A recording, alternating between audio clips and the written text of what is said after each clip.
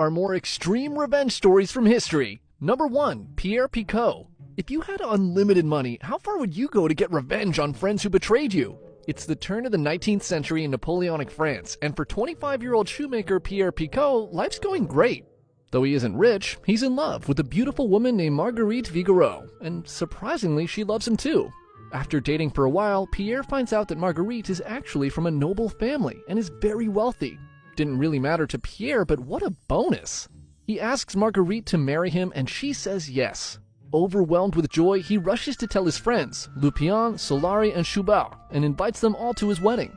Now, you would expect friends to be happy if one of their buddies was about to marry a girl who was not only beautiful, but also rich. But Pierre's friends were also poor, and instead of being happy for him, they got insanely jealous instead.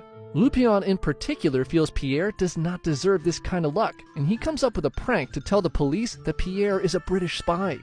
He kinda expects it to be not that big a deal, but remember, this is Napoleonic France, and they're at war with Britain, so this is actually a pretty serious accusation. And the police, well, they take it seriously. In the middle of the night, on the eve of his wedding, Pierre is arrested and thrown into Fenestrelle Fortress. Turns out a testimony from 3 close friends was all the evidence that was needed to lock him up. He gets no trial, and nobody's told where he is or what happened to him. As far as everyone knows, Pierre simply vanished in the night. On their wedding day, Marguerite is left standing at the altar. She's destroyed and mourns for Pierre for 2 years, but eventually she moves on and marries Lupion, Pierre's one-time friend who got him thrown in prison in the first place. Back in the dungeon at Fenestrelle, Pierre has absolutely no idea why he's there. After 2 years with no contact with anyone other than prison guards, he scrapes a hole through his prison wall and finds an elderly man on the other side. This man is an Italian priest named Father Torri, and the two become friends. Years go by, and after gaining his trust, Father Torri tells Pierre that he's wealthy and has a hidden fortune in Milan. A few more years pass, and Father Torri has become frail and is nearing death. Pierre is heartbroken as he's about to lose his only friend, but before he passes, Father Torri gives Pierre a map to his treasure.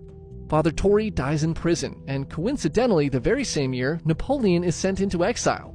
With Napoleon gone, all of his prisoners are set free, including Pierre, who steps out into the light of day for the first time in 7 years. The time in the dungeon has been rough, and he's completely unrecognizable compared to the young man he once was. His face, body, and walk are all broken from years in prison. At first glance, he now appears to be closer to 50 than a man in his 30s. Pierre travels to Milan and finds Father Torri's treasure. His dear friend was not lying, and he's now made him rich beyond belief. He travels back to France with his wealth and a new name and runs into a friend named Antoine Alloud, who, by the way, did not recognize Pierre at all.